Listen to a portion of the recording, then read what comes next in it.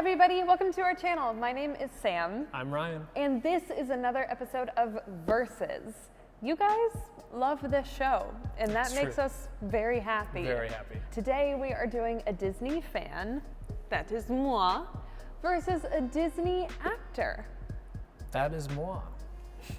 You guys loved the A Broadway Fan versus a Broadway Actor video. Thank you for all of your love and support there. So we thought this would be a good sister video. Oh, we love a sister video. We love a sister video. Sister video for our daddy fans. So we have a bowl of questions right in front of us. We are ready to answer them. I'll go first. All right.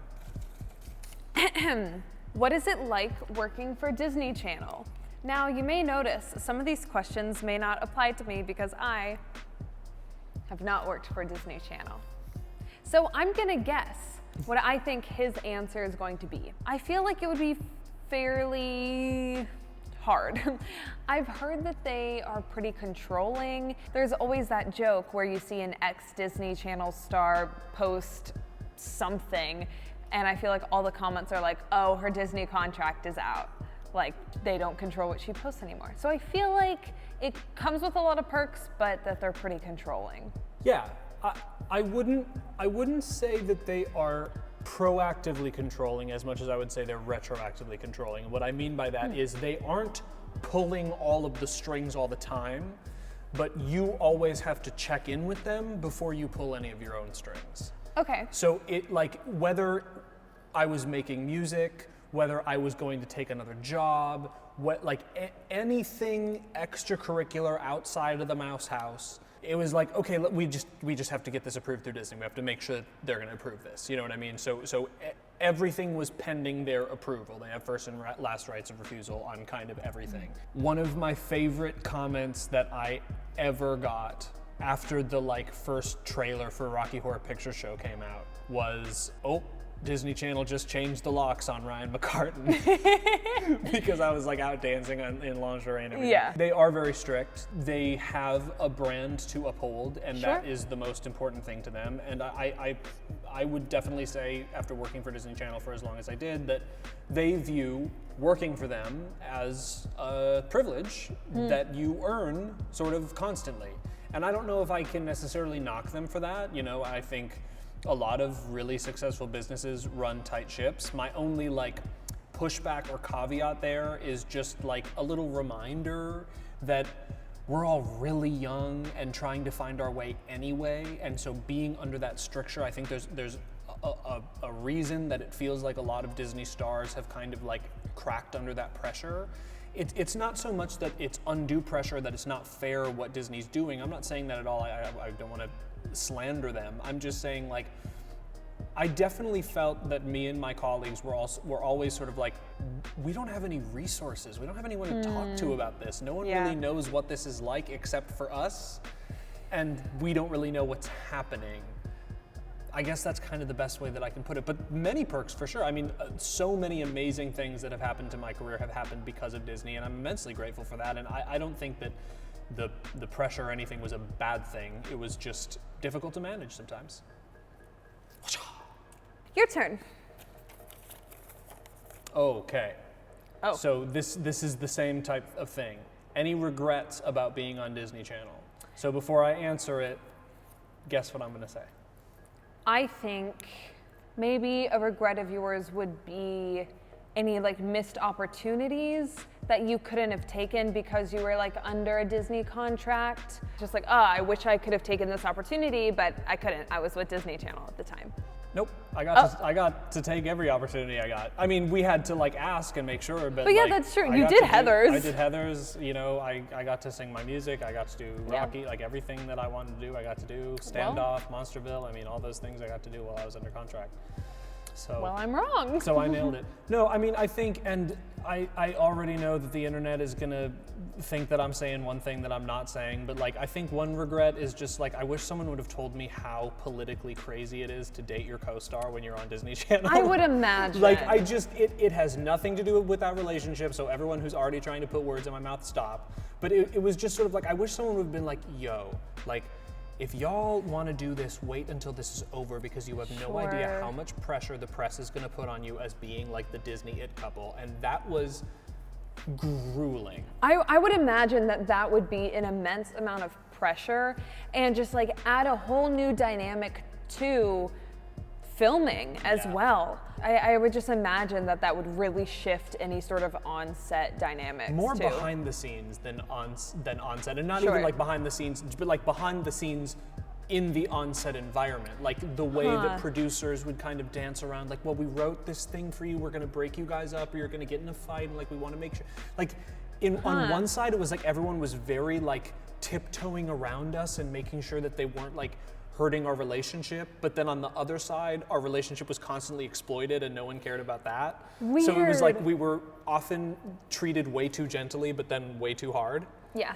So I wish, that's a regret. I just wish someone would have told me that. But honestly, my biggest regret, What? dun, dun, dun, dun. I never got to do one. I never got to say I'm Ryan McCartan and you're watching Disney Channel and draw the little mouse ears. Because I wasn't a series regular, just a heavily recurring guest star. Hollywood politics. That, if I was ever on Disney Channel and I never got to do that, I would be furious. I want to do it so bad. Yeah. But say lovey, I got a lot of other cool things, so. Yeah, all you know. good. Also, you got to be on Disney Channel, so that's pretty cool. Totally. Totally. Dun, dun, dun, dun. What is your least favorite thing about Disney? So as the Disney actor, I think I would say how safe they are. Just always remember thinking like, the followers that I have, that I got because I'm on your show, are dealing with and talking to me about really mature, nuanced, substantive issues. Your audience is way smarter than you think they are. They're Yeah. not just kids. And even if they are just kids, kids are going through real stuff. And I don't think that we have to be so precious about everything. You know, Yeah.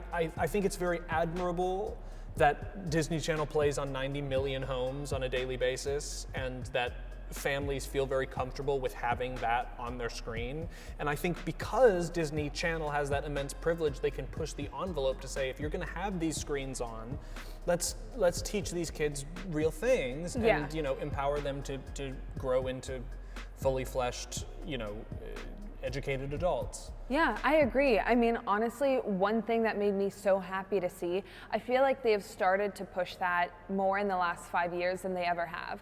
I remember I had stopped watching Disney Channel by this point, but in a later episode of Good Luck Charlie, they had a lesbian couple be the parents of one of the kids that Charlie was playing with. Like, I think that my least favorite thing about Disney is kind of the same answer. Like I like they have such an immense spread, or what's the word? Reach.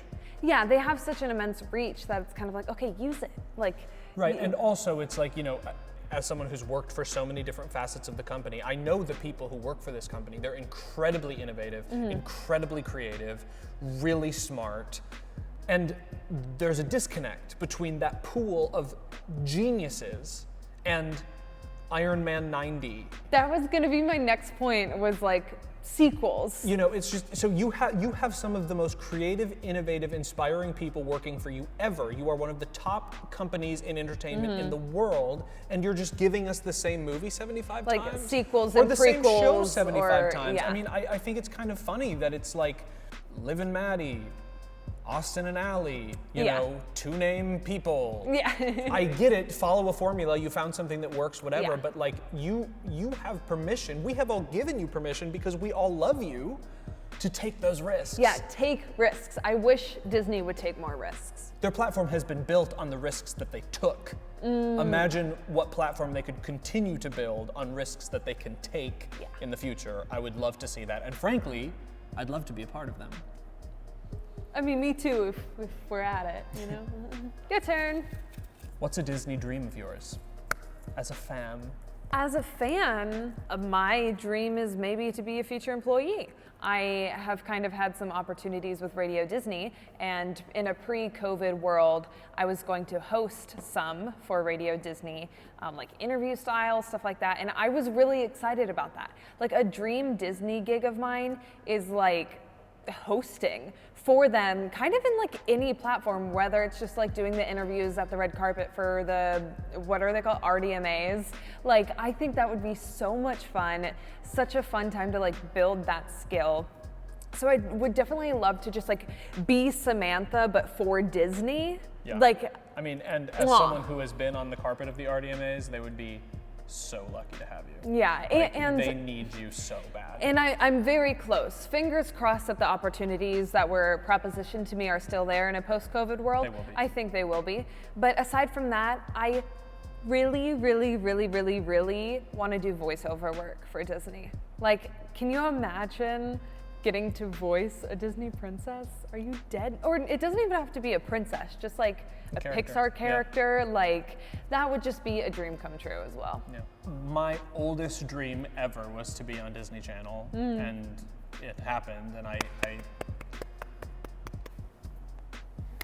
Come on, that's a high five moment. Your oldest dream ever. You got it. You were on Disney Channel. So yeah, I mean, this question kind of made me think like, okay, wow, like what's next? I mean, and I've been a Disney prince. I played Hans on Broadway.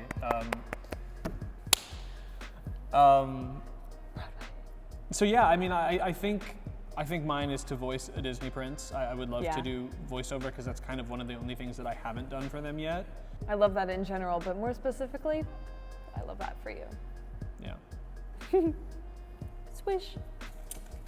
Do you think the Disney brand is consistent across mediums? This is a really good question for you, considering, as we've already mentioned, you've worked for Disney Channel, Radio Disney, Disney Broadway. Is there one more?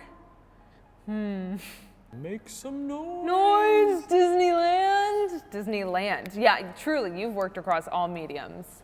As a fan, I would say yes. Like, from the fan experience, I would say yes. I think they do a really, really good job of making sure that the Disney magic is there for every project they do and for every member of said audience, however you consume that medium. I think they really pride themselves on, and deserve to pride themselves on, creating consistent magic for every consumer. Couldn't agree more. From my side of things, not at all. Yeah. Not at all. Of course not.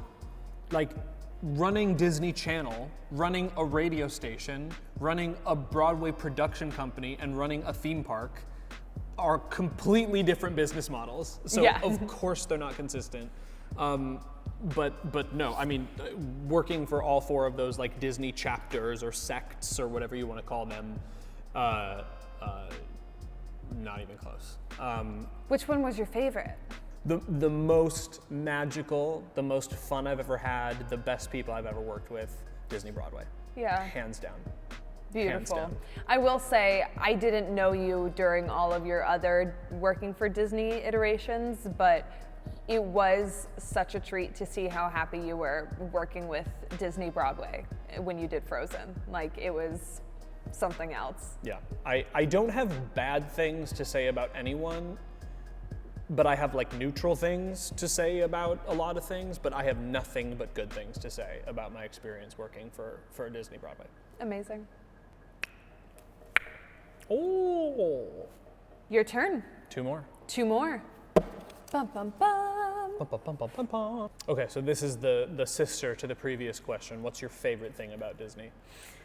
My favorite thing about Disney, and this sounds so simple, but it's just how consuming all of their content makes me feel. Like, I know I already said this, but it is just like magic. It's just this like childhood nostalgia. It's so cheesy, but I love it. I mean, as ridiculous as this sounds, or as like maybe arrogant or whatever, my favorite thing about Disney is that they keep hiring me. Yeah. I mean, in all seriousness, since I was 19 years old, the reason that I've been able to keep my lights on in one iteration or another has been because of the Walt Disney Company. Yeah. Getting to do the incredible work and make the incredible magic that makes so many people happy. And that's actually maybe another thing is the fan experience. Yeah. Both from people who have watched me on Liv and Maddie all the way to people who have watched me, you know, as Hans in Frozen. Like, Disney fans turn out. Yes. They love it. They want to know everything. They want to ask questions. They're curious. They're inquisitive. I mean, nothing feels better than being a Disney actor sometimes. Oh, so pure. We love Disney. All right, Samantha, Disney fan extraordinaire. The last that's me. question goes to you. I don't even remember what it is. I don't either. Let's find out. Did you grow up watching Disney Channel? Heck yeah, I did. I did as well. I think I stopped around 15, Probably about the same for me. but yeah, it was everything. It was just on all the time. My golden era was Hannah Montana, Sweet Life of Zach and Cody, That's So Raven, Even Stevens. Yep. Oh my God. Like, Remember? golden era of Disney. Even, yeah, Wizards of Waverly Place was really my stuff when I was like a preteen. So we had like a screened-in porch in our house in Minnesota, and we had a TV out there. And I Yeah. remember being like, you know, because I was born and raised in Minnesota, and you know, like where boys play sports and don't care about. So like, I always remember being a little embarrassed about how much I liked Disney Channel, and so I would always like go out to the porch where no one knew that that's what I was watching. And I remember watching Disney Channel and literally having like that stomach ache of yearning, of just being like, I want to be these people Yes. so badly. Yes. And it was like a few episodes into shooting Liv and Maddie, because all of the excitement of booking it and doing it, you know, that was enough to kind of like keep me distracted. After kind of settling in and realizing like, I'm standing where they stood. Like, I'm doing what they did. I like that feeling that I had, that yearning that I had, like it's happening. Oh. I still get a little tongue-tied. I kind Yeah. of can't believe it. I think there's something to say about seeing people your age at that level. It just feels like a dream. And even though I'm sure for a lot of them, like when they were like 11, 12, you know, like Zach and Cody, I'm sure it was really hard for Dylan and Cole Sprouse at a few moments. But seeing people your age get to do that and like live out that dream was just something else that kept me, at least, just like tethered to the screen. Like, oh my gosh. Having gone through it, like I see why people have gone crazy, but I also see why it's exactly what it looks like. Yeah. Ooh. We did it. That's it. We the bowl did is it. empty. The bowl is empty. Ryan McCartan, thank you for being here today. Such a pleasure. I'm just such a huge fan of your channel. Oh, thank you. It's my channel too. It's your channel too. That's the fun of the Sam and Ryan channel. It's both of us at the It's same both time. of us. Guys, thank you so much for watching this video. I really hope you enjoyed it. I know I did. If you guys want to see a part 2 to this video, if you guys have questions that you want to hear us talk about, if you want questions to be in this bowl, comment them down below and maybe we'll do a part 2. We'll likely do a part 2. As always, be sure to like and subscribe. YouTube. And we will YouTube. see you guys in a future video. Bye, Daddy. Bye.